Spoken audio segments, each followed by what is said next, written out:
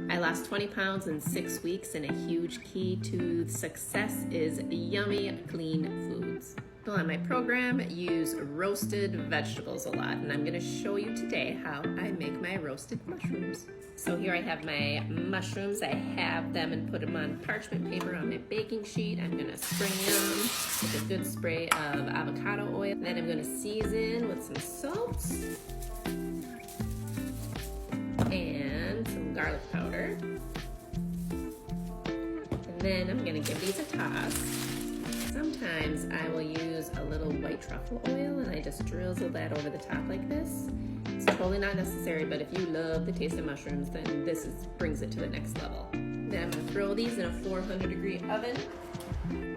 After 5 minutes or so, I'm just going to toss them around a little bit to kind of get them recoated with the yummy oil. Back in they go. Now you want to take these past the point where they release all their water, and so they start to almost kind of crisp up.